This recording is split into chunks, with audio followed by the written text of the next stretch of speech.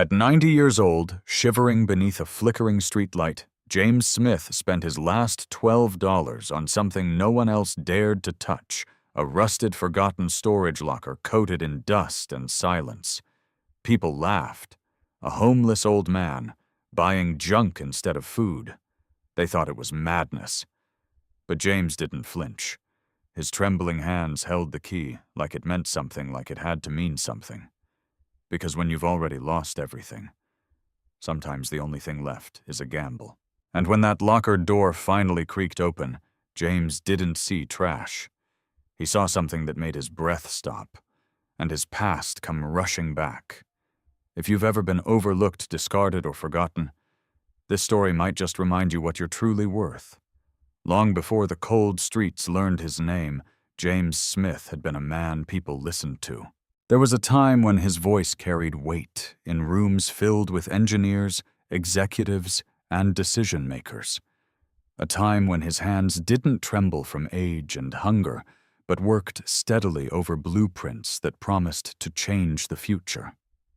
He had built a life from nothing, brick by brick, equation by equation, until it stood tall enough to shelter not just himself, but the family he loved. From an omniscient distance, one could see how deeply James had believed in stability. Not just financial stability, but emotional permanence, the idea that love once earned and nurtured would not simply disappear. That was his greatest miscalculation. His wife, Margaret Smith, had been the anchor of his world. She understood the quiet intensity behind his work, the way he spoke less but felt more. While James chased innovation, Margaret built warmth holiday dinners, handwritten notes, the gentle insistence that their son Daniel always knew he was loved.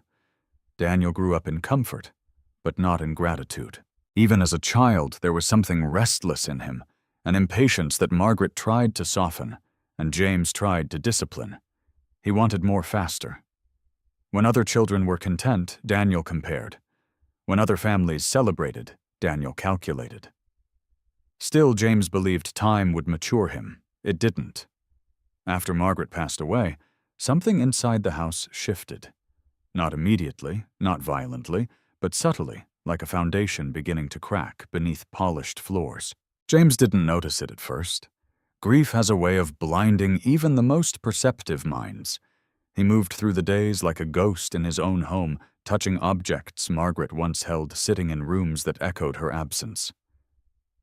Daniel noticed something else. Opportunity. From the omniscient lens, it becomes clear that Daniel's transformation was not sudden cruelty, but the gradual unveiling of something long-buried entitlement mixed with resentment. He had always believed that everything his father built would one day be his. Now, with Margaret gone, there was no one left to mediate, no one to soften the edges. Rebecca Smith, Daniel's wife, saw it even more clearly. Where Daniel hesitated, she calculated. She came from a world where security was not inherited, but seized. And to her, James was not a grieving widower. He was an aging asset, fragile, vulnerable, and in possession of everything they wanted. It started with concern. "Dad, you shouldn't be living alone," Daniel said one evening, his voice rehearsed, careful. "It's not safe anymore." James looked up slowly, his eyes still carrying the softness Margaret had left behind. "I've lived here for 40 years. Rebecca stepped in her tone, wrapped in kindness that didn't quite reach her eyes. "That's exactly why we're worried. Things change, James. You deserve care, comfort, comfort. Words that from the outside sounded like love. From within, they were strategy. The suggestion of assisted living came next. Temporary, they said. Just until things stabilized. Just until James felt stronger. From the omniscient perspective, one could see the layers unfolding, how each decision was framed as protection, how each signature was presented as routine. Paperwork appeared. Then more paperwork. James, still drifting in grief, trusted them. Why wouldn't he? This was his son. The boy he had carried on his shoulders, the young man he had paid through college, the person he believed would carry forward everything he had built. He signed where they told him to sign. He nodded when they told him it was necessary. He didn't read the fine print. Weeks turned into months. The house was sold, the accounts were transferred, the control was gone. And by the time James realized something was wrong, there was nothing left to protect. The assisted living facility wasn't cruel, but it wasn't home.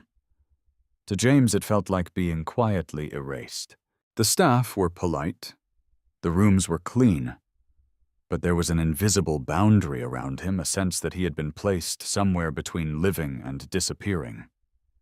No one asked about his past. No one cared about the man he used to be. From the outside, he looked like any other elderly resident. From the inside, he was unraveling. He tried calling Daniel at first. The calls went unanswered, then redirected, then ignored entirely. Rebecca blocked his number eventually, not out of anger, but efficiency. Visits stopped. Excuses faded. Silence replaced everything. The omniscient view reveals a painful truth. Abandonment rarely arrives as a dramatic exit. It comes quietly disguised as busyness, distance, inconvenience, until one day it is complete. James began to understand. Not all at once, not with clarity, but in fragments. The way the staff spoke to him not with respect, but routine. The way his belongings had been reduced to a single suitcase. The way no one ever came. Months later, when funding for his stay became unclear, the facility's tone shifted. Policies were referenced. Deadlines were mentioned. Responsibility was redirected. Daniel didn't respond to the emails. Rebecca ignored the calls. And James had nowhere else to go. The day he left, there was no scene, no confrontation, no final argument, just a quiet exit through automatic doors that didn't recognize the gravity of what they were closing behind. From the outside, it looked like a man stepping into the world. From the inside, it was a man being released into nothing. The city was not kind to him. It didn't remember who he had been. It didn't care what he had built. To the passing crowds, James Smith was just another old man with worn clothes and uncertain steps, invisible in a world that only noticed speed youth and noise. But deep within him, something refused to die. A memory, a fragment, a sense that his life had once mattered, that somewhere, somehow, there had been truth in what he created. And though the world had stripped him of his home, his family, and his identity, it had not completely taken his awareness. Not yet, because buried beneath the layers of betrayal and loss, there was still a question, a quiet, persistent question that refused to fade. What if everything he lost had never truly been gone? The cold that night did not arrive suddenly. It crept in slow, deliberate, merciless. By the time James Smith realized how deep it had settled into his bones, it was already too late to escape it. The city had turned indifferent hours ago. Streetlights flickered against empty sidewalks, storefronts shut behind steel gates, and the last of the hurried footsteps had long disappeared into warmth James no longer belonged to. To everyone else, it was just another winter night. To James, it felt like the end of something. From an omniscient view, one could see how fragile the line had become. 90 years of life reduced to a thin coat that could no longer hold back the wind. His fingers, once steady enough to draft precision designs, now curled inward, stiff with cold. His breath came out uneven, visible in the air, like fading proof that he was still there. He had walked for hours, not with a destination in mind, but with a quiet understanding that stopping meant surrender. Every bench was occupied, every shelter full, every doorway guarded by someone else trying just as desperately to survive. The city did not have space for forgotten men. It barely had space for the living. James didn't blame them. From the outside, survival had become a competition. From the inside, it felt like erasure. By midnight, his legs began to falter. Not dramatically, just enough to force him to slow down. Each step carried a hesitation now, as if his body were questioning whether it should continue at all. That was when he saw the underpass. A concrete hollow beneath the roar of distant traffic, shadowed and damp, but shielded from the biting wind. It wasn't safety, it wasn't comfort, but it was something. And at that point, something was enough. James stepped inside, his eyes adjusting slowly to the dimness. The faint smell of damp fabric and stale air lingered. A few shapes lay scattered in the darkness, bundled figures wrapped in layers of whatever they could find. He hesitated. Even now, after everything, there was a part of him that still felt like an intruder. But the cold behind him pushed harder than his hesitation, so he moved further in. That's when a voice broke the silence.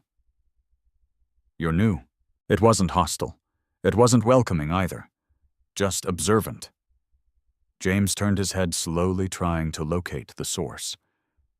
From the shadows, a woman shifted slightly, pulling a worn blanket tighter around her shoulders. Her face was lined, her hair streaked with gray, her eyes sharper than anything else in that dim space.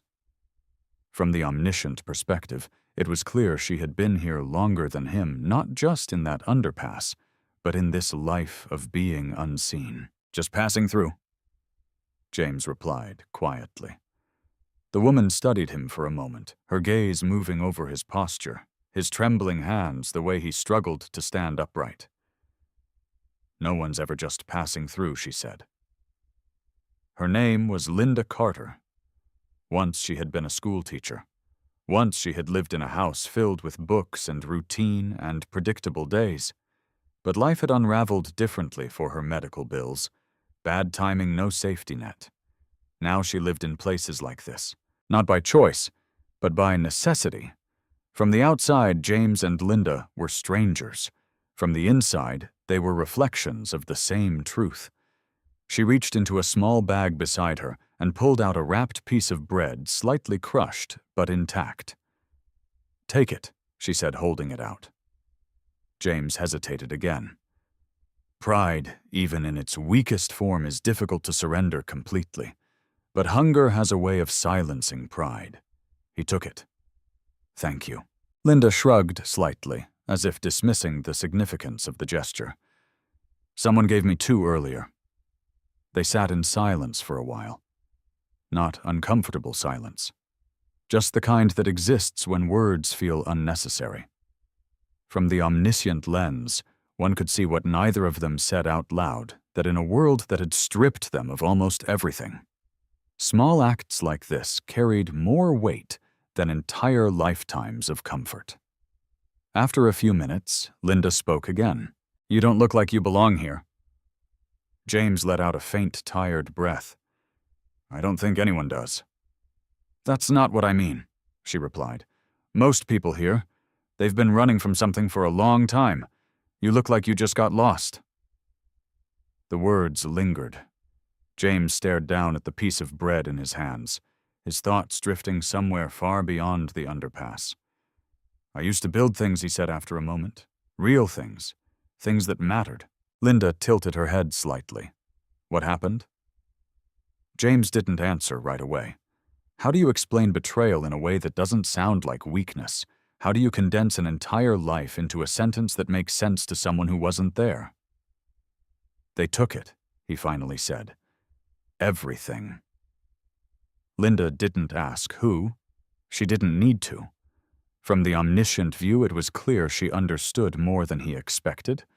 Not the details, but the feeling. The quiet, devastating realization that the people you trusted most could become the reason you lost everything. She nodded slowly. "Yeah," she said. "That happens." Another silence followed, but this one felt heavier, because now it carried truth. After a while, Linda leaned back against the cold concrete wall, her eyes drifting toward the faint glow of light filtering in from the street above. "You know what I've learned," she said. James didn't respond, but he listened. "When life takes everything from you, it usually leaves one thing behind." James looked at her. What? Linda smiled faintly. Not with joy, but with something closer to understanding. A chance you didn't see before. James frowned slightly. Doesn't feel like it. That's because you're looking where you used to look, she replied, not where you are now. Her words didn't make immediate sense, not logically, but emotionally. Something shifted. From the omniscient perspective, one could see the moment clearly, a tiny fracture in James's resignation, a small crack where possibility could slip through. Linda continued, her voice softer now. Sometimes the answer isn't in what you lost, she said. It's in what everyone else ignores. James glanced around the underpass, the shadows, the discarded belongings, the forgotten people. Nothing here looked like an answer. Everything here looked like an ending. But Linda didn't seem to see it that way. Tomorrow, she added, there's a storage auction a few blocks from here. People bid on abandoned lockers. Most of it's junk. James blinked, confused. Why are you telling me this? Linda shrugged again. Because sometimes the things people leave behind matter more than what they keep. The idea sounded absurd, ridiculous even. But so had everything else that led him here. James leaned back against the wall, exhaustion finally beginning to overtake him. His body was too tired to argue, too worn to analyze. Yet Linda's words stayed with him, not as logic, but as a feeling. A strange, unfamiliar feeling that he hadn't experienced in a long time. Possibility. From above, the city continued moving, unaware of the quiet exchange happening beneath it. Cars passed, lights flickered, lives continued. But down in that cold, forgotten space, something subtle had changed. For the first time in a long while, James didn't feel like he was simply waiting for the end. He felt like he might still have one decision left. And sometimes, that's all it takes. Morning didn't arrive with warmth. It arrived with noise, metal doors clanging, voices rising, the distant hum of traffic blending into the sharp, impatient energy of people who had somewhere to be and something to win. James Smith stood at the edge of the storage facility lot, his thin coat barely shielding him from the wind that cut through the open space. The sky was a pale gray, offering no comfort, no promise. Just another cold day. But something inside him was different. From an omniscient perspective, it was clear that what had changed wasn't his situation but his direction. For the first time since everything had been taken from him, James wasn't wandering. He was choosing. The words of Linda Carter lingered in his mind not as advice but as a quiet echo. Sometimes, the things people leave behind matter more than what they keep. Around him, the crowd gathered, men in heavy jackets, some with clipboards, others with phones already in hand. Experienced bidders. People who knew how to spot value beneath dust and neglect. James didn't belong here. Not in the way they did. He didn't understand the strategies, the signals, the quick calculations happening behind narrowed eyes. He wasn't here for profit. He was here because he had nothing left to lose, and from the omniscient lens that made him more dangerous than anyone else in that lot. The auctioneer stepped forward, his voice loud, practiced, cutting through the morning air. All right, folks, let's get started. The first few lockers opened quickly. The crowd leaned in, evaluating boxes, furniture, scattered belongings. Bids flew back and forth, numbers rising and falling in rapid succession. Some lockers sold high. Others were passed over without hesitation. James watched, not with expertise, but with distance. Everything looked the same to him, forgotten pieces of lives that had once mattered to someone. Broken objects, abandoned stories. Until one door opened. It was at the far end of the row. Rust clung to its edges, the metal warped slightly as it rolled upward with a groan that sounded almost reluctant. Inside, shadows swallowed most of the space. A few indistinct shapes sat piled toward the back boxes. A cracked chair, something covered in a torn sheet. Nothing valuable, nothing obvious. From the crowd's reaction, it was already dismissed. Unit 47? The auctioneer called out. Let's see what we got. All right, who'll give me 50 silence? A few people shook their heads. Others barely glanced in its direction. 30. Still nothing. The air moved on, ready to forget it. But James didn't. From the omniscient perspective, one could see something subtle, a shift in his focus. Not recognition, not memory. Something deeper. A pull. He took a step forward, then another. The auctioneer, sensing even the smallest opportunity, pointed toward him. You, sir? 30. James hesitated. His fingers tightened slightly around the few crumpled bills in his pocket. It wasn't much, barely enough to matter, but it was everything he had left. Behind him a voice chuckled. Come on, old man. You don't want that junk. Another joined in, probably worth less than the rust holding it together. Laughter followed. Not cruel enough to stand out, not kind enough to ignore. Just the casual dismissal reserved for people who no longer counted. James heard it. Of course he did. But something inside him had already moved past it. From the omniscient view, this was the moment that mattered, not because of what he was buying, but because of what he was reclaiming. Choice.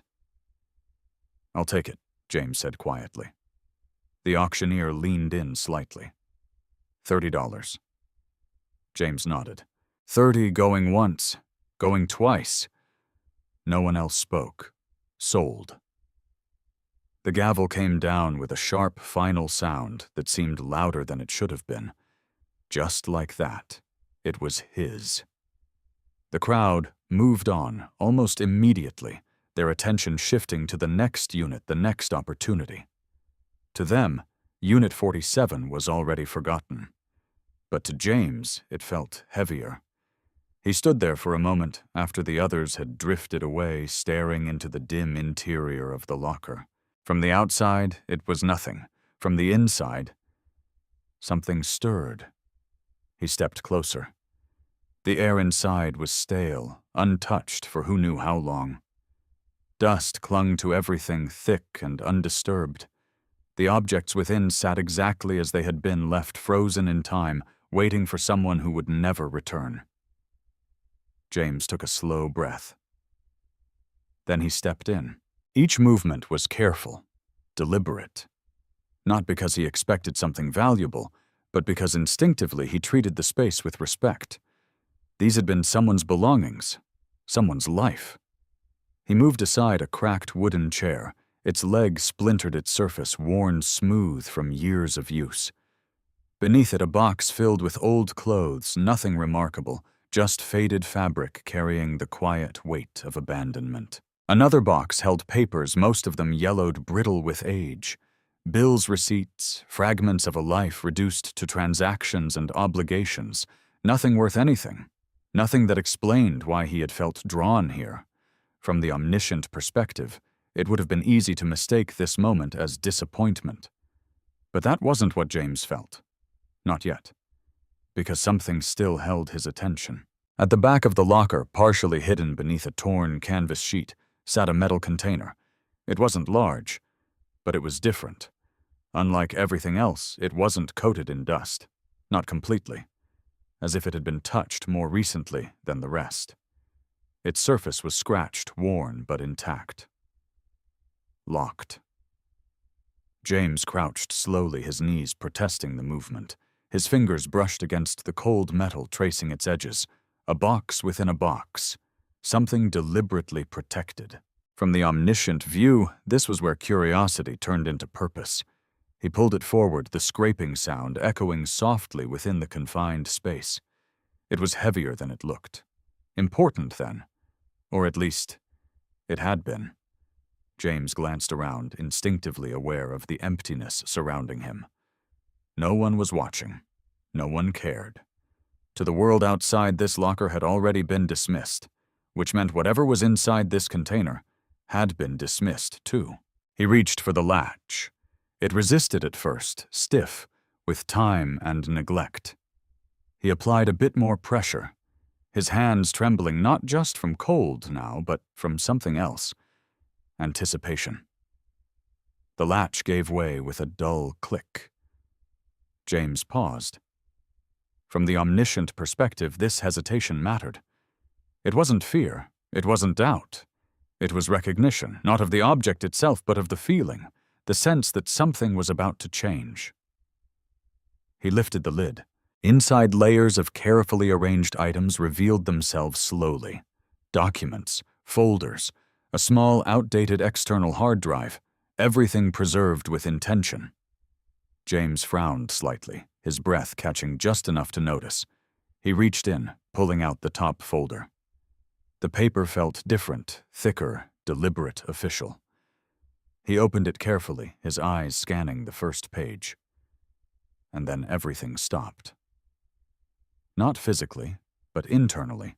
From the omniscient view, one could see the exact moment the past collided with the present.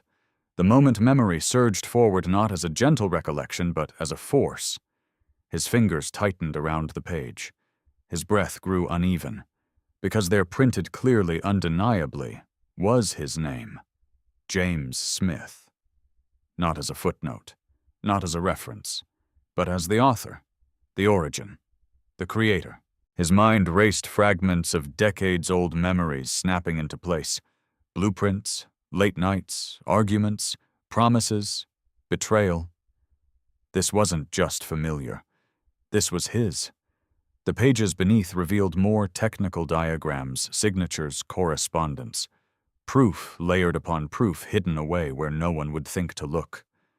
And suddenly the years of confusion, of loss, of unanswered questions began to shift. From the outside, it looked like an old man staring at a stack of papers. From the inside, it was the moment a buried truth began to rise. James's hands trembled more violently now, not from weakness but from realization. This wasn't random. This wasn't coincidence. This was something that had been taken and then hidden. Something that had been waiting for him. And as the full weight of that understanding settled over him, one thing became clear. The locker hadn't just given him something valuable.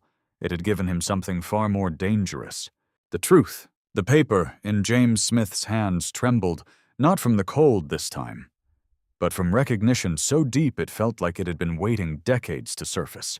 From the outside, the documents were just ink on aging pages.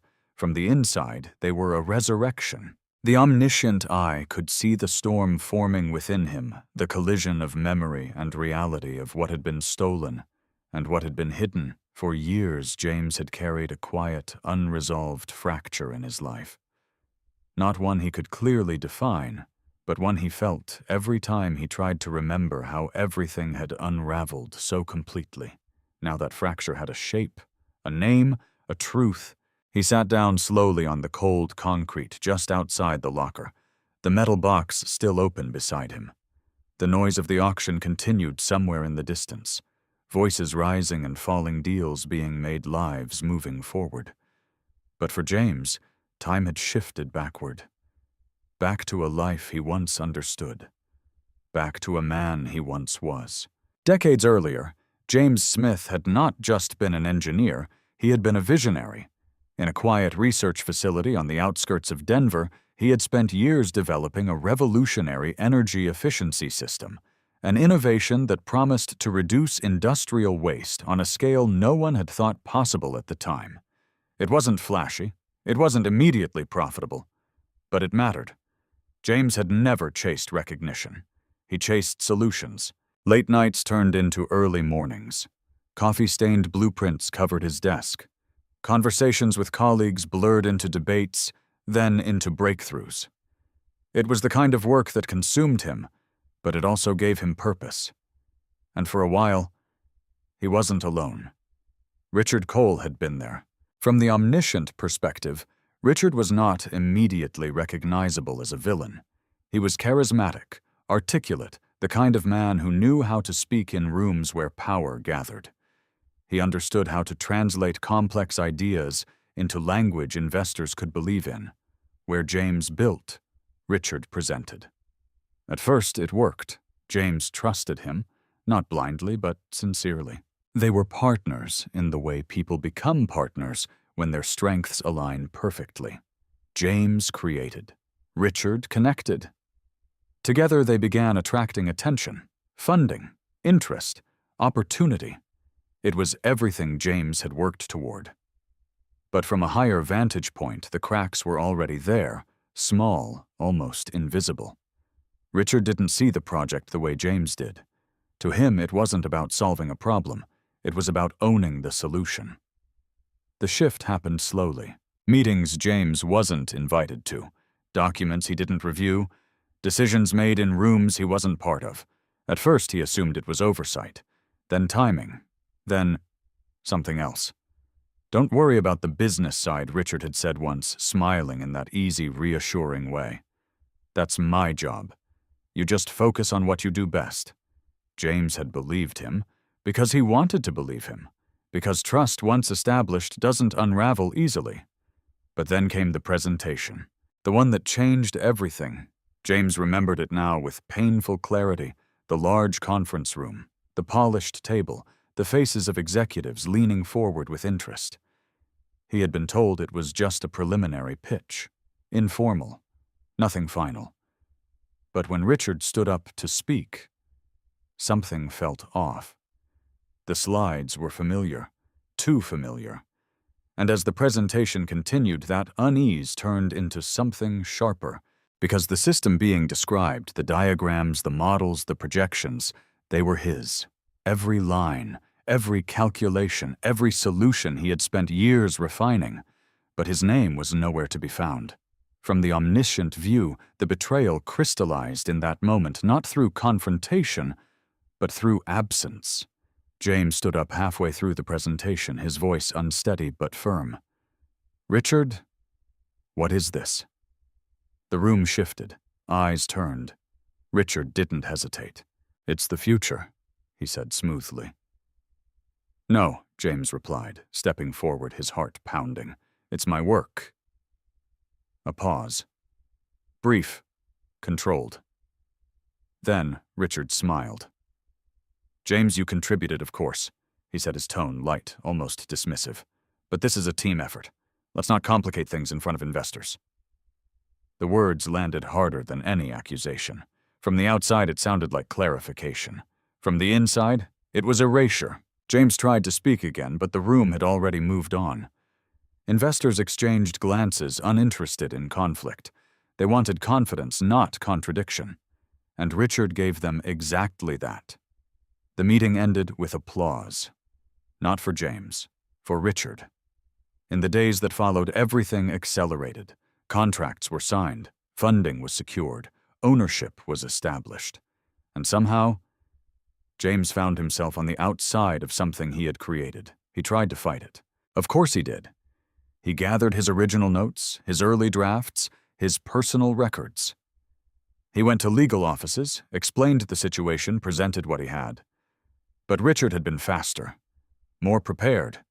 Documents had been adjusted, agreements reinterpreted, signatures repositioned. From the omniscient perspective, it wasn't just theft, it was precision, a careful, calculated removal of James from his own work. And without the resources to fight it, James lost, not just the project, but his credibility. To the world, Richard Cole was the innovator. James Smith was a footnote, if that. Back in the present, James closed his eyes for a moment, the weight of memory pressing heavily against him. All those years, all that confusion, all that quiet, gnawing sense that something had been taken from him in a way he could never fully prove. Now it was here, in his hands. The documents inside the metal box were not just copies, they were originals, early drafts, signed notes, correspondence that had never been altered, proof that couldn't be rewritten, proof that couldn't be dismissed. From the omniscient view, this was more than validation. It was restoration. James opened his eyes again, his gaze sharper, now more focused than it had been in years. For so long he had lived with loss as a constant, a quiet companion that shaped his every thought, every step. But this This changed the equation, because for the first time he wasn't just remembering what had been taken. He was holding the evidence of it. And somewhere deep within him, beneath the exhaustion, beneath the betrayal, beneath the years of silence, something reignited. Not anger, not revenge, something steadier. Purpose. But purpose alone wasn't enough. From the omniscient perspective, the next challenge was already forming. Because truth, no matter how powerful, means nothing if no one is willing to hear it. James looked down at the documents again, his hands still trembling, but not with weakness, with urgency. He had the truth, but he had no voice, no platform, no one who would listen to a 90-year-old homeless man claiming a story that had been buried for decades. And yet, as impossible as it seemed, there was a shift in him now, a quiet, undeniable certainty that this wasn't where the story ended. It was where it began again. By the time the sun dipped behind the skyline, James Smith had folded the documents back into the metal box with a care that bordered on reverence. From the outside, nothing about him had changed. His coat was still thin, his shoes still worn. His body still carried the unmistakable weight of age and hardship.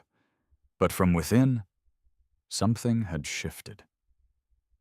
The omniscient view could see it clearly. James was no longer drifting. He was holding direction. The problem, however, remained painfully obvious. Truth meant nothing without someone willing to hear it. And James, despite everything he now possessed, was still invisible. He spent the rest of the afternoon walking. Not aimlessly as he had the night before, but with a quiet sense of intent, even if the destination remained unclear. The metal box, now wrapped in an old cloth, stayed tucked tightly under his arm. Every step felt heavier with responsibility, because this wasn't just evidence, it was everything he had left. The city moved around him, indifferent as always. Cars rushed past. People spoke into phones, laughed, argued, lived their lives without noticing the man carrying a truth that could shatter reputations. From the omniscient perspective, this contrast was striking. A world full of voices, and one man who had none. It was near a small cafe, half hidden between two larger storefronts, that something changed. James hadn't intended to stop. He didn't have money for food, let alone coffee. But as he passed, a television mounted inside caught his attention. A news segment was playing.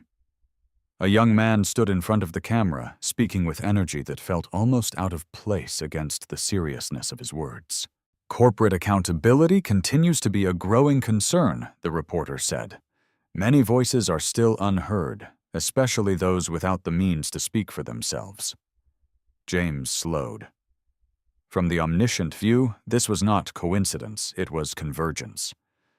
The reporter's name appeared briefly at the bottom of the screen. Ethan Brooks. Young, ambitious, still searching for something that would define him. Inside the cafe, Ethan wrapped up his segment, his expression shifting as soon as the camera cut. The confidence faded slightly, replaced by something more human frustration, perhaps, or the quiet pressure of someone trying to prove they belonged in a space that didn't fully trust them yet.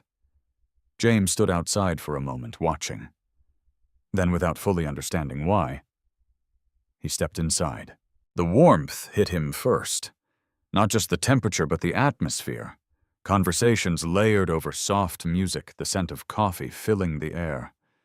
It was a world he had once moved through effortlessly, now feeling strangely distant.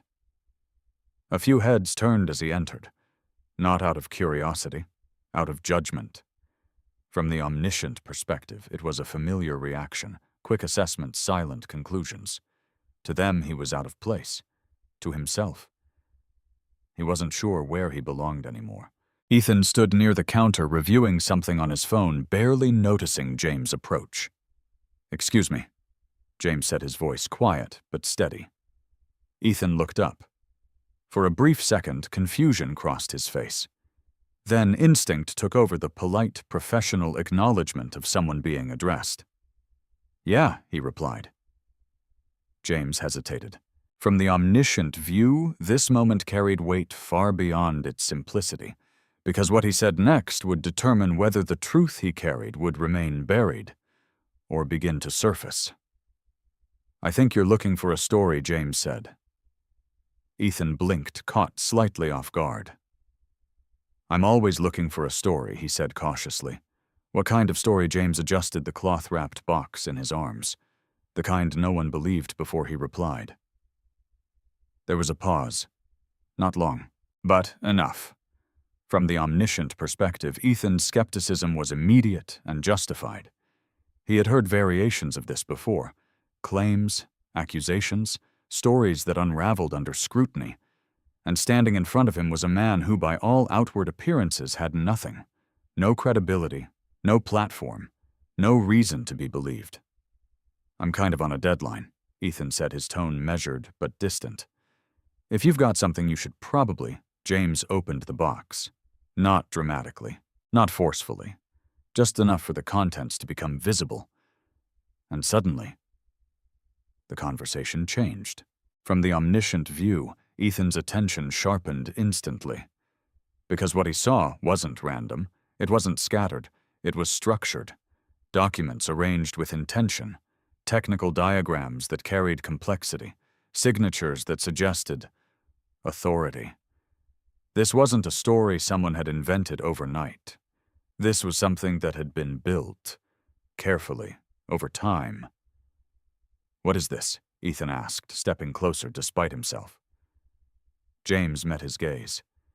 "It's mine," he said simply. Ethan frowned, picking up one of the documents, scanning it quickly. His eyes moved faster now, recognition flickering across his expression, not of the specific content, but of its significance. "These are engineering files," he said. "Industrial design?" James nodded. "Years ago," he said, "someone else presented it as theirs." Ethan looked up sharply. "And you're saying what? That you made it?" "I know I did," James replied.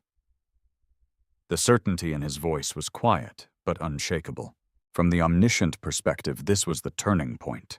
Not because Ethan fully believed him, but because he no longer dismissed him. Skepticism remained, but curiosity had taken its place beside it.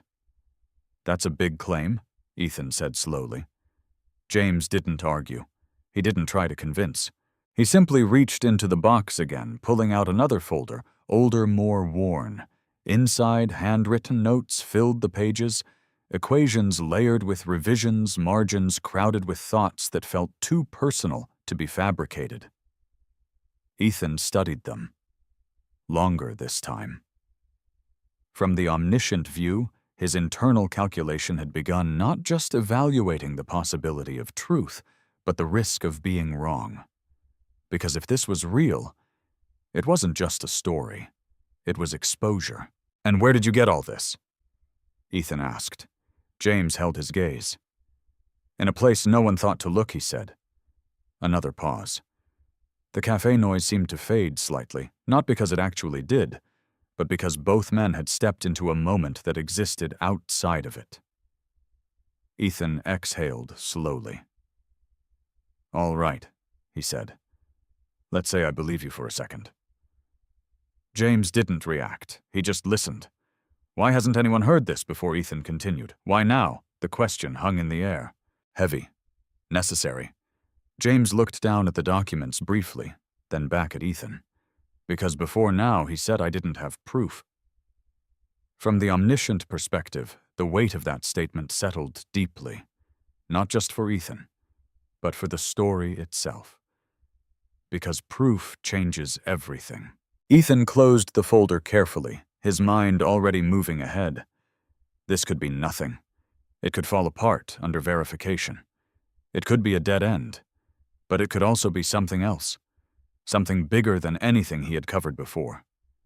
He looked at James again, really looked this time. Not at his clothes, not at his circumstances, but at him. And for the first time, he saw something different. Not a homeless man, but a man who had lost something, and might finally have a chance to take it back. All right, Ethan said, his tone shifting. Let's talk. From the omniscient view, that simple decision marked the beginning of something neither of them fully understood yet. A connection between two lives that had been moving in completely different directions. One searching for a voice, the other searching for a story. And now, they had found each other. The moment Ethan Brooks said, "Let's talk," something invisible shifted, but not in the world. Not yet. From the omniscient perspective, what changed first was far more fragile belief. Not certainty, not trust, just the willingness to listen. And sometimes that is the most dangerous beginning of all. They sat in a quiet corner of the cafe, away from the noise, but not entirely removed from it. The world continued around them, orders being called cups, clinking conversations overlapping. But at that table, something else was unfolding. James Smith spoke slowly.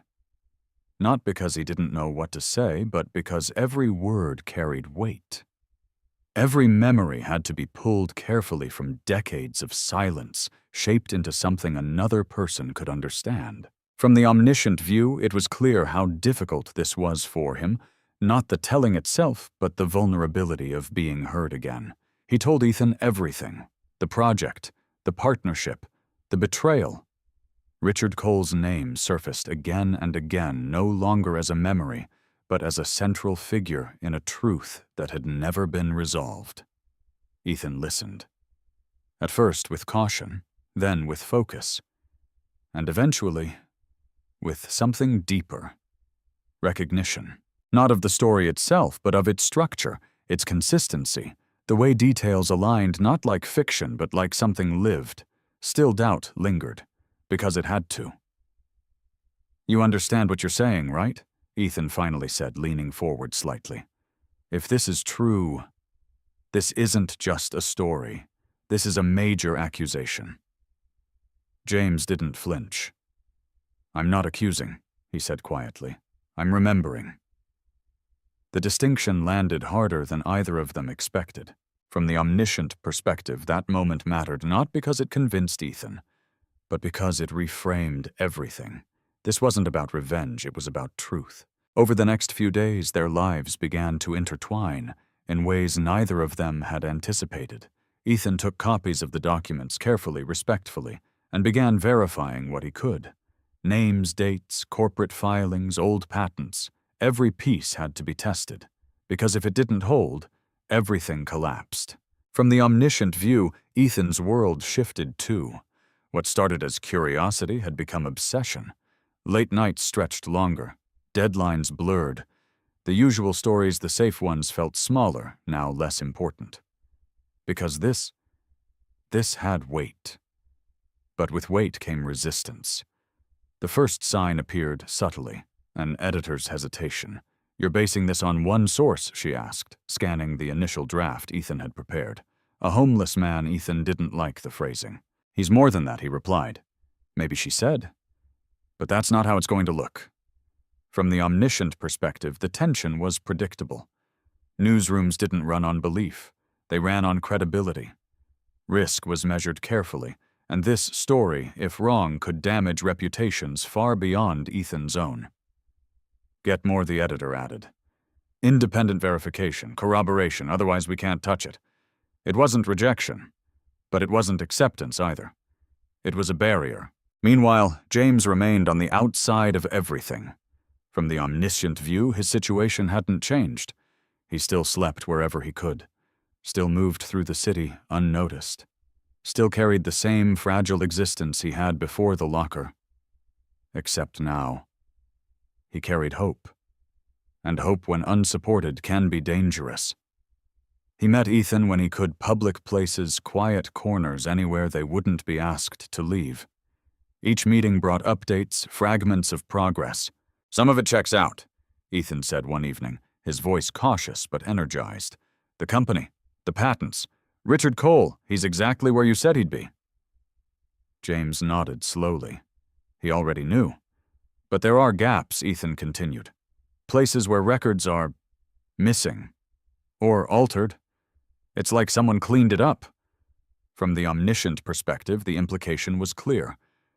This wasn't just a past injustice. It had been maintained, protected. James exhaled quietly. He wouldn't have left it exposed. Ethan studied him for a moment. "You really believe that I know him?" James replied. And from the way he said it, Ethan understood. The pushback grew stronger. Emails went unanswered. Requests for archived materials were delayed. A former colleague Ethan managed to track down agreed to speak, then canceled abruptly the next day. No comment became a pattern. From the omniscient view, the silence wasn't absence. It was pressure, unspoken, but deliberate. Ethan felt it. The subtle shift in tone when he mentioned the story. The way conversations ended quicker than they should. The way doors closed just before they fully opened. One evening, as he sat reviewing his notes, his phone buzzed, an unknown number. He hesitated, then answered. "Mr. Brooks," a voice said smoothly, "I understand you've been asking questions." Ethan's posture stiffened slightly. "Who is this someone advising you to be careful?" The line wasn't threatening, not directly.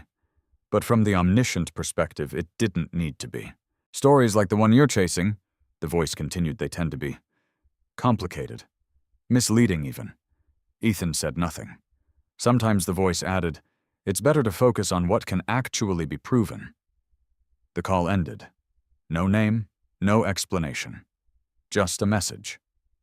From the omniscient view, the shift was complete. This was no longer just investigation. It was confrontation. Ethan found James later that night sitting near the same underpass where everything had begun. Linda Carter was there too, her presence steady, watchful. "He's being pushed," Linda said before Ethan could speak. "I can see it." Ethan gave a small, humorless smile. "Yeah, something like that." James looked up at him. "Then it's real," he said. Ethan frowned slightly. "What the resistance?" James replied. "If it wasn't real, no one would care." From the omniscient perspective, there was a quiet clarity in that statement. Truth doesn't create silence. It creates fear. But fear doesn't stop everyone. Ethan sat down beside them, running a hand through his hair. "I don't have enough yet," he admitted. "What we have, it's strong. But it's not undeniable." James didn't respond immediately. He looked down at his hands, then back at the city beyond the underpass. "All these years," he said slowly, "I thought it was gone, that I had imagined it, exaggerated it." Ethan shook his head. "You didn't. I know that now," James said. "But knowing it, and proving it, those are different things." The truth of that settled heavily between them. From the omniscient perspective, this was the edge of something critical, not just the story, but the people within it. Because belief alone wouldn't carry them forward. They needed something more, something that couldn't be ignored. Linda shifted slightly, her voice cutting through the tension. "Then find it," she said simply. Ethan looked at her. "Find what the thing they couldn't erase," she replied. "There's always something." From the omniscient view, her words echoed with quiet certainty, not optimism, but experience. Because systems can hide truth, but they rarely destroy it completely. Ethan leaned back slightly, his mind already moving again. "There might be archived filings," he said. "Old storage, off-record documentation. Something they didn't think mattered." James watched him. And for the first time in a long time, he didn't feel alone in the fight. From above, the city remained unchanged. Lights flickered, traffic moved, lives continued. But beneath it all, something had begun. A challenge against silence, a resistance against erasure. And though the system they were facing was larger, stronger, and far more prepared, it had one weakness. It had assumed that no one would ever look back. By the time the first real breakthrough came, exhaustion had already settled into Ethan Brooks's bones. From the outside, he looked like any other reporter chasing a difficult lead, late nights, messy notes, half-finished coffees. But from the omniscient perspective, something deeper had taken hold. This was no longer about proving a point. It was about uncovering something that had been deliberately buried. The lead came from a place no one had expected. An archive. Not digital, not easily searchable, not part of the streamlined systems that modern journalism relied on. Old records, forgotten storage, the kind of place where information didn't disappear, it simply waited. Ethan had spent days following dead ends, piecing together fragments that almost connected but never fully aligned. Then, buried in a reference from an outdated corporate filing, he found a name. Walter Haynes, a former administrative officer tied to the early years of the company Richard Cole now controlled. From the omniscient view, Walter was not a powerful man. He had never been at the center of anything, but he had been present, and sometimes presence is enough. Walter lived in a quiet, rural town hours outside the city, a place where time moved slower, where people remembered things others had long forgotten. Ethan made the drive alone. The road stretched out endlessly, buildings thinning, noise fading into something quieter, something more grounded. It was a stark contrast to the city, a place where stories weren't buried under layers of urgency, but left to settle. From the omniscient perspective, this shift in environment mirrored something internal. Ethan wasn't just chasing facts anymore. He was searching for truth. Walter Haynes answered the door himself, older now, slower, but his eyes were sharp. "I don't talk to reporters," he said before Ethan could introduce himself. Ethan expected that. "I'm not here for a headline," he replied. "I'm here for a man who was erased." Walter's expression didn't change, but something behind his eyes did. A flicker. Recognition. From the omniscient view, it was enough. "5 minutes," Walter said, finally stepping aside. Inside the house was quiet, filled with the kind of stillness that comes from years of routine. Papers were stacked neatly on tables. Old photographs lined the walls, fragments of a life lived without spectacle. Ethan didn't waste time. He laid out what he had. The documents, the names, the claim. Walter listened without interruption. And when Ethan finished, silence settled heavily between them. From the omniscient perspective, this silence carried weight, not hesitation, but memory. "You're late," Walter said finally. Ethan frowned. But Walter leaned back slightly, his gaze distant. "This should have come out years ago," he said. The words landed like confirmation. "You knew," Ethan pressed. Walter nodded slowly. "I saw it happen," he said. "Not all of it, but enough." From the omniscient view, the past began to surface again, this time from another angle, another witness. "James Smith," Walter continued. "He built something real, something important. Everyone knew it." Ethan's pulse quickened slightly. Then why didn't anyone say anything? Walter gave a faint, bitter smile. Because Richard Cole didn't just take the work, he said. He controlled the narrative. What followed wasn't dramatic. It wasn't explosive. It was worse. It was methodical. Walter described meetings where James's name slowly disappeared from documents. Presentations where credit shifted subtly, then completely. Conversations where objections were redirected, minimized, or silenced. It didn't happen overnight, Walter said. That's what made it effective. From the omniscient perspective, the pattern was clear: erasure works best when it feels like transition. By the time anyone realized what was happening, Walter continued, it was already done. Ethan leaned forward slightly. "Do you have proof?" Walter hesitated. Not because he didn't know the answer, but because he understood the cost. Then slowly he stood up. "Wait here," he said. Minutes passed. From the omniscient view, Ethan's thoughts raced not with doubt, but with anticipation. Because if Walter had something, anything, it could change everything. Walter returned, carrying a small, worn box, different from the one James had found, but similar in one crucial way. It had been kept, protected, Not forgotten. I shouldn't have held on to this, Walter said quietly. But something about it didn't feel right to throw away. He opened the box. Inside were files, old, unaltered.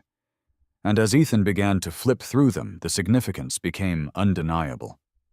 Original memos, internal communications, documents that directly referenced James Smith not as a contributor, but as the lead, the creator, the mind behind everything.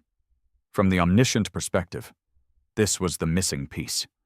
Not just confirmation, validation, independent, unconnected, impossible to dismiss as coincidence.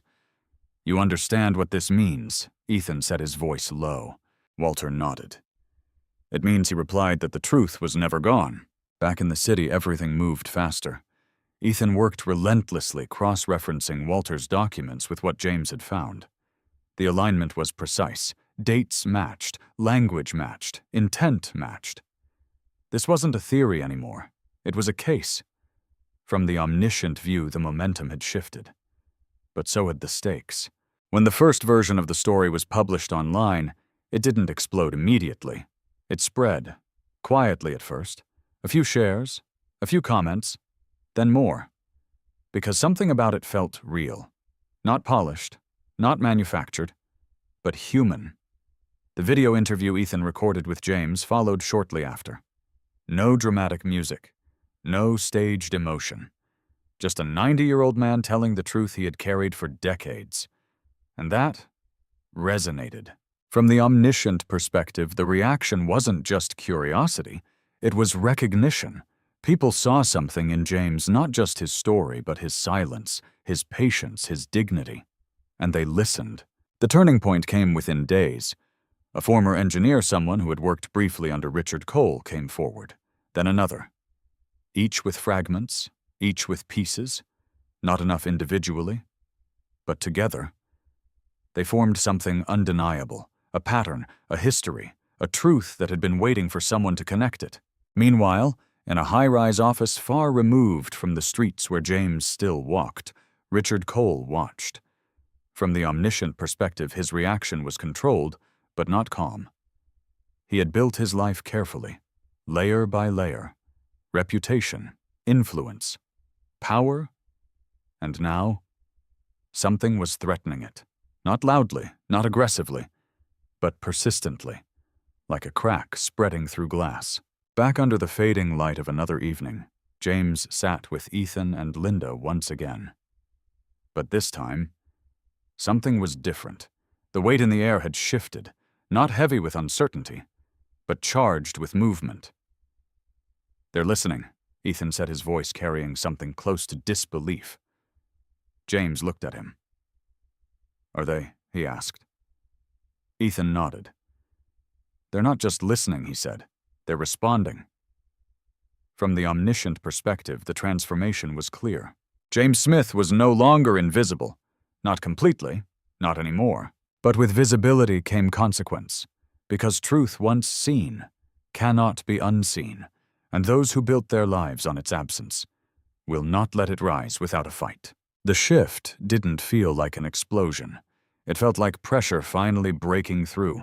From the outside, the story about James Smith spread like any other, shared across platforms, debated in comment sections, picked up by outlets that had initially ignored it.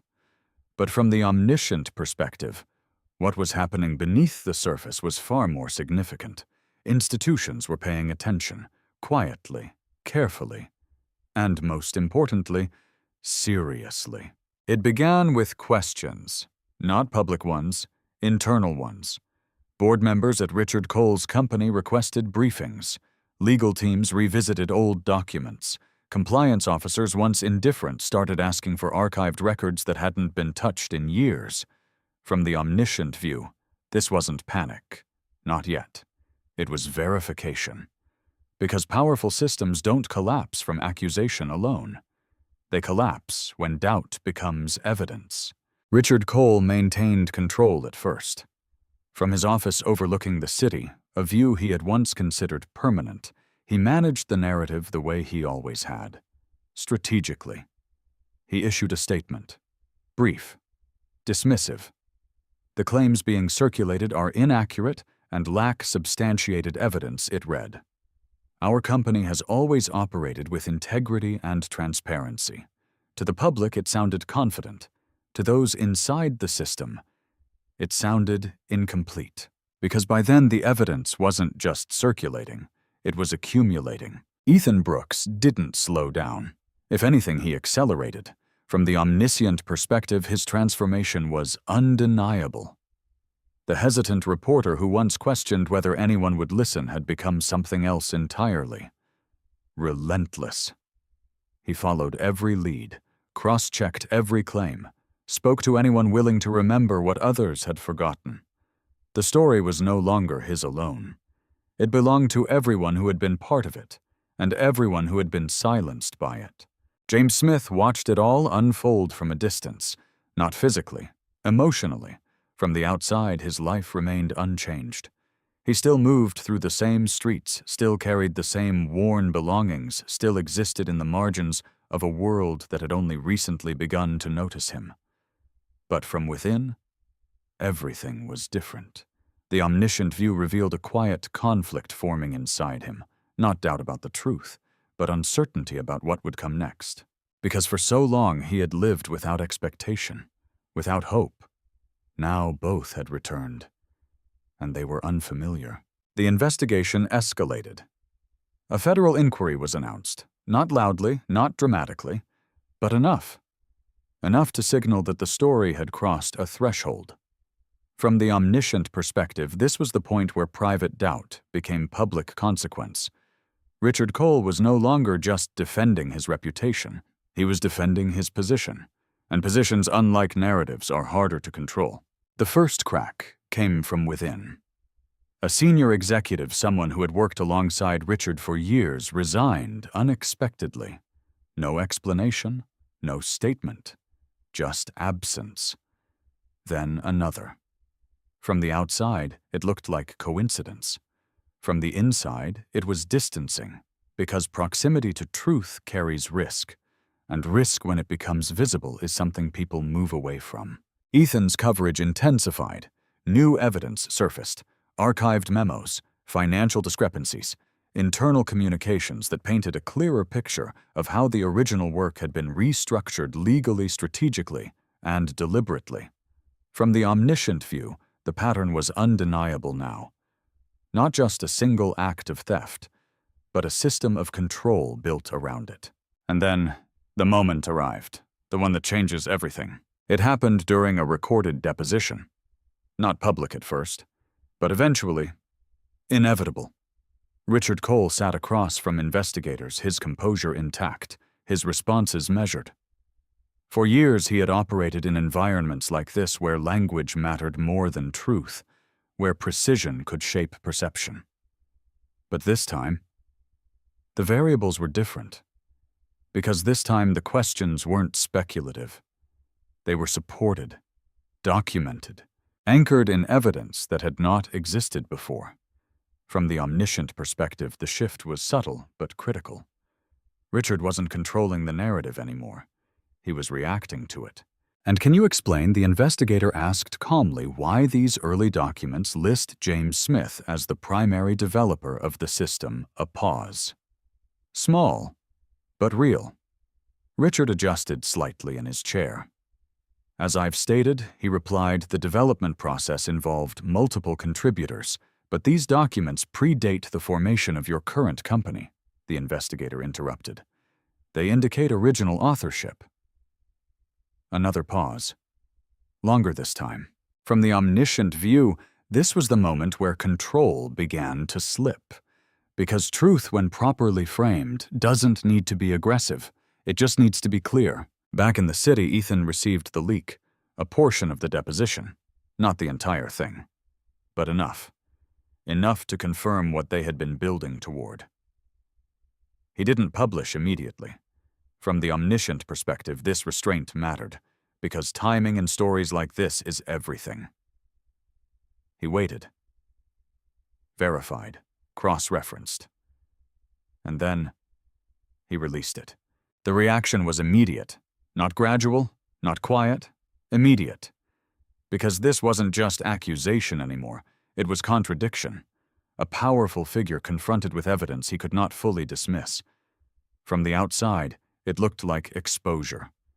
From the inside, it felt like collapse. Public opinion shifted, rapidly. Support for Richard Cole eroded. Not completely, but enough. Enough for sponsors to reconsider. Enough for partners to distance themselves. Enough for the company's stability to begin unraveling. From the omniscient view, the fall wasn't dramatic. It was structural, layer by layer, piece by piece. And then, as if drawn by the same force that had brought everything else back into motion, Daniel Smith returned. James saw him before Daniel spoke. From across the street, standing uncertainly, as if unsure whether he had the right to approach. From the omniscient perspective, Daniel hadn't changed as much as he thought he had. The same restlessness, the same calculation. But now, something else. Awareness. Because for the first time, he wasn't approaching his father from a position of control. He was approaching him from a position of need. "Dad?" Daniel said, his voice softer than James remembered. James didn't respond immediately. He simply looked at him. And in that look, decades unfolded. Trust, betrayal, absence. You've been hard to find. Daniel continued, attempting a small smile. "I've been trying to reach you." From the omniscient view, the lie was obvious. But James didn't call it out. Not yet. "What do you want?" he asked instead, direct, unfiltered. Daniel hesitated, then chose his words carefully. I want to fix things," he said. "What happened before I didn't understand. I made mistakes. From the outside it sounded like remorse. From the inside, it sounded like timing. Because Daniel hadn't come back when James was alone, or cold, or invisible. He had come back when the world was watching." James studied him quietly. And in that silence, something important happened. Not anger, not forgiveness. Clarity. From the omniscient perspective, this was the moment James understood something he hadn't fully grasped before. That not all returns are redemption. Some are opportunity. "You didn't come back for me," James said calmly. Daniel's expression shifted slightly. "I came back because of you," he insisted. James shook his head. "No," he said. "You came back because of what I have." The truth landed cleanly, without anger, without accusation, just fact. Daniel tried again. Words layered over intention, promises built on urgency. But from the omniscient view, it no longer mattered, because James had already made his decision. Not about Daniel, but about himself. "I hope you find what you're looking for," James said quietly. Then he turned away. Not dramatically, not angrily, just completely. From the outside, it looked like a simple moment, a conversation ending, a man walking away. But from the inside, it was something much larger. It was the final severing of a bond that had already been broken long ago, and the quiet reclaiming of something far more important. Self-worth. As the city moved around them, unaware of the weight of what had just occurred, the larger story continued to unfold. Investigations deepened, reputations shifted, truth moved forward, and for the first time in a long time, James Smith was no longer defined by what had been taken from him, but by what he had chosen not to take back. The official recognition did not arrive with applause. It came in a letter, plain, formal, unemotional. From the outside, it looked like any other document-typed line's legal language signatures at the bottom. But from the omniscient perspective, what it contained carried the weight of decades. James Smith was acknowledged as the original developer. Not partially, not conditionally, fully. Ethan Brooks was there when James read it. They sat on a quiet bench near a public park, the city humming faintly in the background. It wasn't a grand setting. There were no cameras, no reporters, no crowd gathering to witness the moment. Just two people. And the truth finally written where it could not be erased. James read the letter slowly. Not because he struggled to understand it, but because he needed to feel it. Every word, every confirmation, every correction of a narrative that had once stripped him of everything. From the omniscient view, this moment was not about validation alone. It was about restoration. Because for years, James had lived with uncertainty not just about what had happened, but about himself. Now, there was no uncertainty left. "They can't take it back now," Ethan said quietly. James nodded. But his expression didn't shift the way Ethan expected. There was no sudden relief, no overwhelming joy, just a deep, quiet stillness. From the outside, it might have looked underwhelming. From the inside, it was peace. The financial settlement came next. It moved faster than the recognition, because money, unlike truth, has urgency. The company, now under intense scrutiny, offered compensation, substantial, enough to account for years of lost earnings, intellectual property rights, and reputational damage. From the omniscient perspective, the number itself wasn't what mattered. It was what it represented: acknowledgement, responsibility, consequence. Ethan expected celebration, some form of visible reaction, but James approached it differently. Because to him, the money was not a reward. It was a return, something that had always been his, finally finding its way back. They met again later that week. Not in the cafe, not under the underpass, but in a small office space Ethan had helped arrange, a temporary place where James could sit, think, and begin to understand what came next. Linda Carter was there too, watching, quietly. From the omniscient perspective, Linda's presence mattered more than anyone acknowledged out loud, because she had seen James at his lowest point, not as a story, but as a reality. And now she was witnessing something else. Transformation. "So what do you do now?" Ethan asked, leaning back slightly. It was a simple question, but from the omniscient view it carried complexity, because James was no longer defined by survival. He was no longer reacting. He had choice again, and choice after years without it can feel unfamiliar. James didn't answer immediately. He looked out the window, his gaze distant, not disconnected, but reflective. "I thought I'd feel different," he said finally. Ethan frowned slightly. "Different how I don't know," James replied. "Lighter, maybe. Like something would lift." Linda spoke before Ethan could respond. "It doesn't work like that," she said. James glanced at her. "You don't lose the weight," she continued. "You just stop carrying it the same way." From the omniscient perspective, her words landed with quiet precision. Because what James had gone through couldn't be undone, but it could be redefined. Days passed, then weeks, and slowly James began to act. Not impulsively, not dramatically, but deliberately. The first decision surprised Ethan. James requested access to the full amount of the settlement, not to spend, to allocate. "I want to see where it can go," he said. Ethan nodded cautiously. "You mean investments?" James shook his head. "No," he said. "Impact." From the omniscient perspective, this was where the story took a turn few expected. Because James didn't look at the money as a way to rebuild his past. He looked at it as a way to reshape someone else's future. He started small.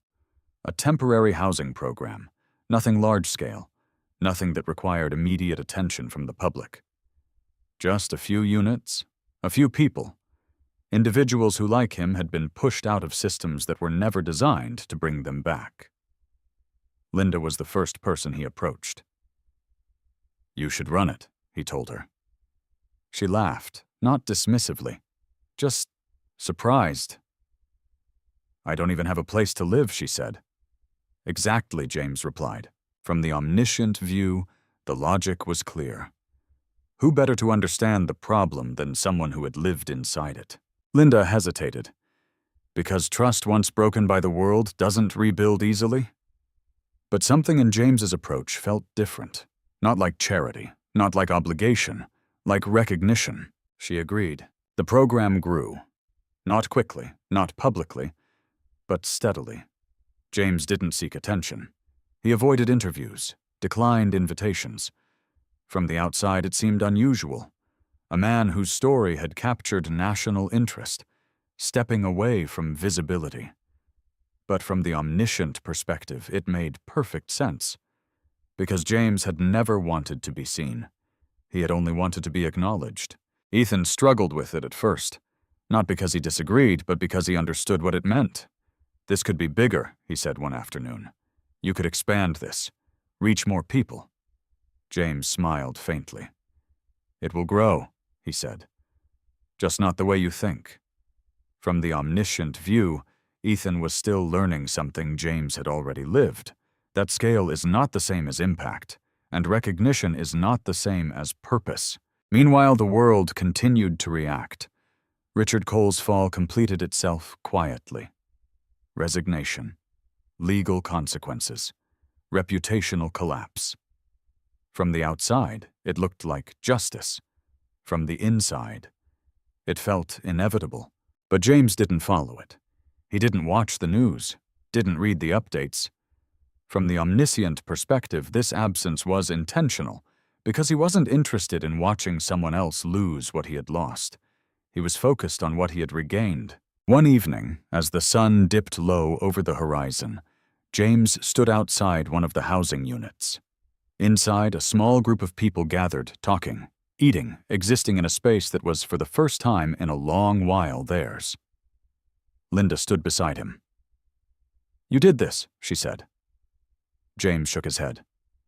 "No," he replied. "I just stopped losing."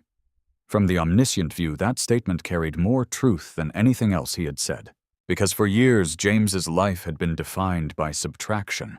Loss of home, loss of family, loss of identity. Now, for the first time, he was adding something back, and not just for himself. As the evening settled, Ethan approached holding a notebook in his hand. "I think I'm ready to write the final piece," he said. James looked at him, about what he asked. Ethan hesitated for a moment, then smiled slightly. "Not about what you lost," he said, "about what you chose to do after." From the omniscient perspective, the shift was complete. The story was no longer about injustice. It was about transformation. James nodded, and as he looked out over the space he had helped create, surrounded by people who now had something they didn't have before, he understood something he hadn't before. The locker hadn't just given him his past back, it had given him something far more valuable, a future he could shape. The building didn't look extraordinary. From the outside, it was modest brick walls, clean windows, a simple sign mounted near the entrance. No grand architecture, no overwhelming presence. Just a quiet, steady structure, standing where something else had once been forgotten. But from the omniscient perspective, what it represented was anything but small. It was called the Second Chance Center. And it existed because one man refused to let the world define his ending. Months had passed since James Smith's name had been restored. The headlines had come and gone. The outrage had peaked and settled. The world, as it always does, had moved on to something new. But James hadn't. From the outside, his life appeared quieter now. Less chaotic, more grounded. But from within, something far more profound had taken root. Purpose. Not the kind he had once known, driven by innovation, recognition, and professional achievement. This was different. This was built on understanding. The Second Chance Center wasn't just a shelter. It wasn't a temporary fix or a symbolic gesture. It was structured with intention. Rooms designed for privacy, not just occupancy. Spaces for conversation, not just survival. Programs that didn't just provide resources, but rebuilt identity. From the omniscient perspective, this distinction mattered. Because James wasn't trying to solve homelessness. He was trying to restore dignity. Linda Carter stood at the heart of it all. Not as a volunteer, not as a recipient, but as a leader. She moved through the center with quiet authority, her presence both grounding and reassuring. She understood the people who came through those doors not academically, not theoretically, but personally. She knew the hesitation in their steps, the guarded expressions, the unspoken fear that this too might be temporary. From the omniscient view, her role was not just functional, it was essential. Because trust, once broken, requires someone who has lived through its absence.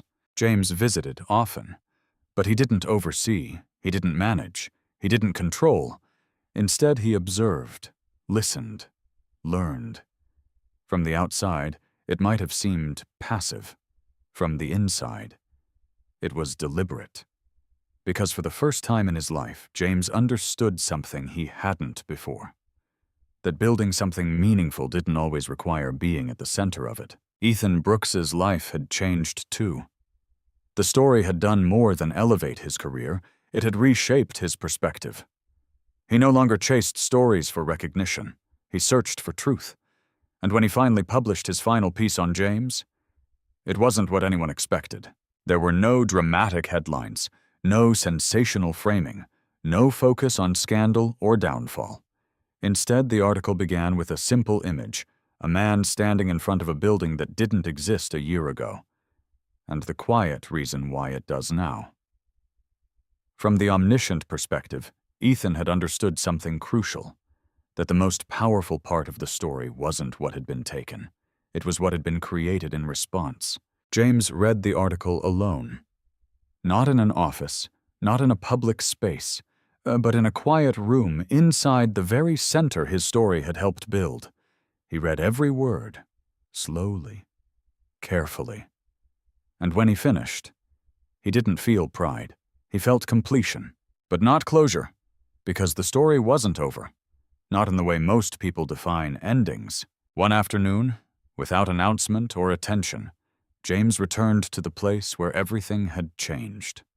The storage facility. Unit 47. From the outside, it looked exactly the same. Rows of metal doors, faded numbers, the quiet hum of forgotten belongings waiting behind locked spaces. The manager didn't recognize him. Why would he to the world James had only recently become visible? To this place. He had always been just another bidder. He walked slowly down the familiar row, his steps steady but unhurried. From the omniscient perspective, this wasn't nostalgia, it was reflection, a return not to relive the past, but to understand it. When he reached the locker, he stopped. The door was closed, empty now, cleared out. Whatever had once been inside the documents, the truth, the turning point, had already been removed. What remained was space. James reached out his hand, resting lightly against the cold metal. And for a moment, everything aligned. The night he almost didn't survive. The choice he didn't fully understand. The truth he never expected to find. From the outside, it was just a man standing in front of an empty locker. From the inside, it was a life seen all at once. "You came back." The voice came from behind him. James turned. Linda stood a few steps away, her expression calm but knowing. "I figured you might," she said. James smiled faintly. "Had to," he replied. They stood there together, not speaking for a moment. Because sometimes, silence carries more understanding than words. "Funny," Linda said eventually, "how something everyone ignored ended up changing everything." James nodded. "Yes," he said. "But it wasn't the locker." She looked at him. What was it? Then James paused. Not because he didn't know the answer, but because he wanted to say it right. It was the choice, he said finally, to open it. From the omniscient perspective, that was the truth at the center of everything. Not luck, not fate. Choice. Because the locker had always been there. Just like the truth. Just like the possibility of something different. What changed? Was that someone finally acted on it? As they walked away, the facility returned to its quiet routine. Doors closed, locks secured, lives stored away waiting for someone to come back. Back at the Second Chance Center, the day moved forward. People arrived. Stories unfolded. New beginnings took shape in ways small and large. And in the middle of it all, James Smith no longer felt like someone who had been forgotten. From the omniscient perspective, his journey was never just about reclaiming what was lost. It was about redefining what remained. Because in the end, the world hadn't given him back his life. He had rebuilt it. From fragments. From truth. From a single moment when he chose not to walk away. And that is what stayed. Not the injustice, not the betrayal, but the quiet, undeniable reminder that no matter how much time passes, no matter how deeply something is buried, value does not disappear. It waits for someone willing to find it again.